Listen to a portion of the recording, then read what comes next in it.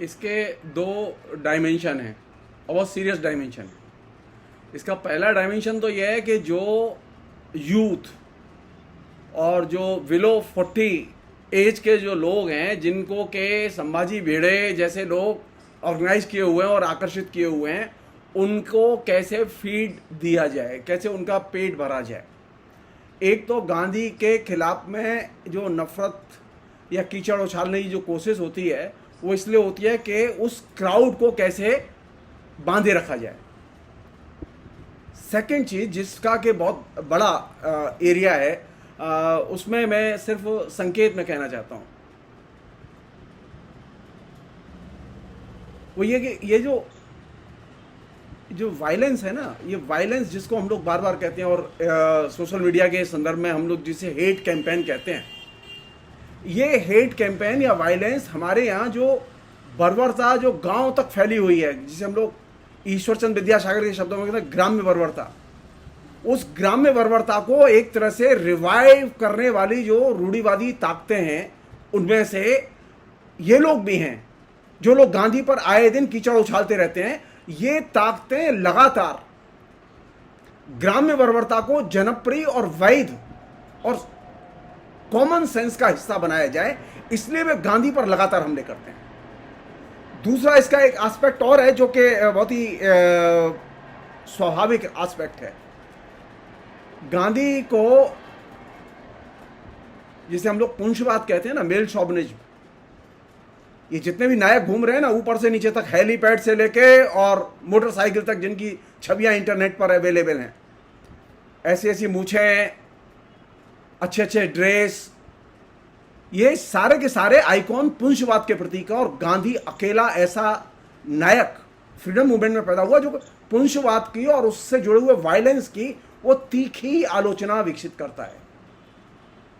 तो जो लोग पुंछवाद का समर्थन करना चाहते हैं, अब वो उनके नायक चाहे नरेंद्र मोदी हो चाहे वो और कोई हो, नरेंद्र मोदी के लिए गुरुजी है वो और गुरुजी के लिए वो चेला जी हैं वो, लेकिन इसके बीच में जो आइडियोलॉजिकल फ्रेमवर्क काम कर रहा है वो है किस तरह से पुंछवाद को मजबूत किया जाए। और आप देखेंगे कि कॉन्स्टेंटली वायलेंस किन पर हो रहा है, या तो स्त्रियों पर हो रहा है या अदर्स पर हो रहा है, जो हम लोग माइनॉरिटीज कहते हैं, हाशिए के लोग कहते हैं, अल्पसंख्यक कहते हैं।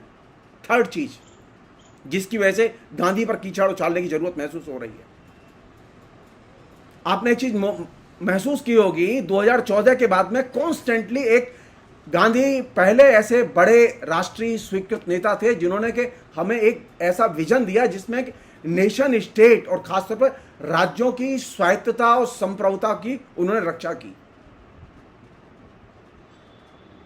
हालत यह है कि 2014 के बाद में जो सबसे खतरनाक चीज विकसित हुई है, जिसकी वजह से गांधी पर बार बार हमले हो रहे हैं, गांधी फेडरलिज्म के पक्ष में थे और आज फेडरलिज्म सबसे अधिक टारगेट पर है। और यही वजह है कि जो फेडरलिज्म को टारगेट पर लिए हुए हैं, संघीय गणराज्य के पूरे संवैधानिक कॉन्सेप्ट, उसकी मान्यताओं, मूल्यों और संवैधानिक संरचनाओं को टारगेट पर लिए हुए हैं, वे लोग गांधी पर निरंतर हमले कर रहे हैं। और ये जो 3 एरिया हैं, ये 3 एरिया बहुत महत्वपूर्ण एरिया है, जिसकी वजह से ये बार बार उन पर कीचड़ उछालने की जरूरत पड़ती है। आखिर में एक बहुत छोटी सी बात,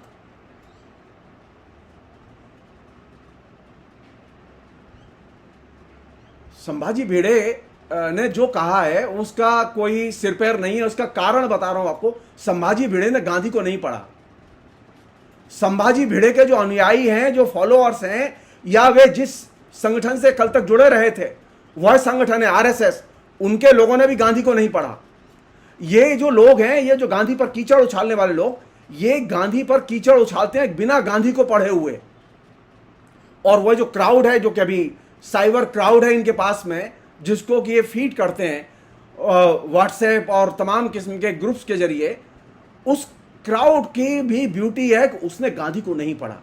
तो जो जहां लड़ाई की जगह वो क्या है, गांधी के प्रति जो अज्ञानता है उसका अधिक से अधिक शोषण वो लोग कर रहे हैं और गांधी पर हमले कर रहे हैं।